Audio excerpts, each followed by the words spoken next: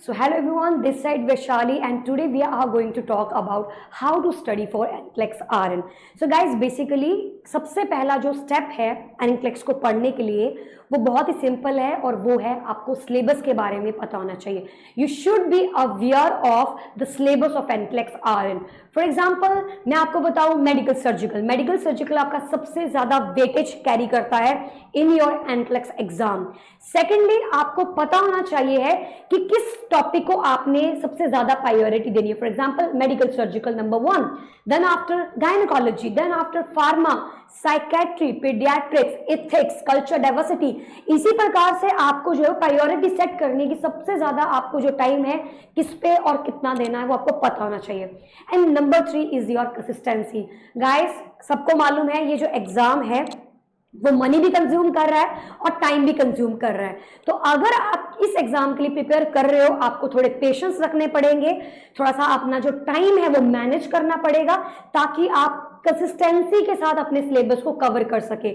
For example अगर आपने इस एग्जाम की प्रिपरेशन बीच में रोक दी, again you need to start again, right. So आपका जो थ्रेश होल्ड है वो मेंटेन रहना चाहिए throughout the examination. So जब भी आप इस एग्जाम को प्रिपेयर कर रहे हैं, स्टार्टिंग में जो आपका थ्रेश होल्ड था टिल योर एग्जाम तक आपको इस थ्रेश होल्ड को मेंटेन करके रखना है ताकि आप इस एग्जाम में अपना सिलेक्शन ले सकें. Because I don't think so किसी को बार बार पैसे पे करने में मजा आएगा. सो एक बार एग्जाम दीजिए बट ढंग से एग्जाम दीजिए, ढंग से तैयारी कीजिए ताकि आप इस एग्जाम को अपने फर्स्ट अटेम्प्ट में पास कर लें. और ज्यादातर जो लोग हैं इस एग्जाम को फेल कौन करता है? जिन लोगों ने रिवीजन जो है वो नहीं की होती है. सो गाइस मेक श्योर करें कि how to study for NCLEX. You have to revise the data as much as you can. I know ये कुछ ऐसी बातें हैं जो हर किसी को पता होती बट कोई फॉलो नहीं कर पाता है. सो मैं इन बातों को दोबारा आपको बता रही हूं ताकि पूरी कोशिश आप करें इन्हें फॉलो करने में. ओके. एंड मोर ओवर हम लोग पूरा कोर्स प्रोवाइड करते हैं 4 to 5 मंथ का, जिसमें लाइव क्लासेस, रिकॉर्डेड क्लासेस और आपका जितना भी मॉक टेस्ट है वो सब प्रोवाइड किया जाता है ताकि आपको पीछे से पुश मिले.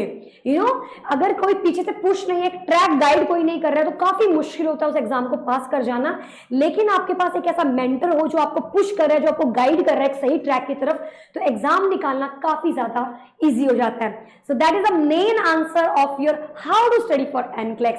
इसके अलावा अगर मैं आपको एक और टिप दूं तो गाइस मेक श्योर करना जब भी आप एग्जाम की डेट बुक करें तो आप इस जो एग्जाम की डेट आप बुक करने जा रहे हो उस डेट पे आपके पास जो कॉन्फिडेंस है वो 110% होना चाहिए. सो प्लीज अपने एग्जाम की डेट जब भी आप बुक करें अपनी मर्जी से करने हैं आपको, लेकिन आपको मेक श्योर करना है कि आप फुल्ली प्रिपेयर्ड हैं ताकि आप इस एग्जाम को फर्स्ट अटेम्प्ट में पास कर वापस आ सके.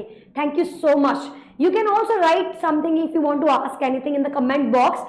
The next video will be on your topic. So bye bye.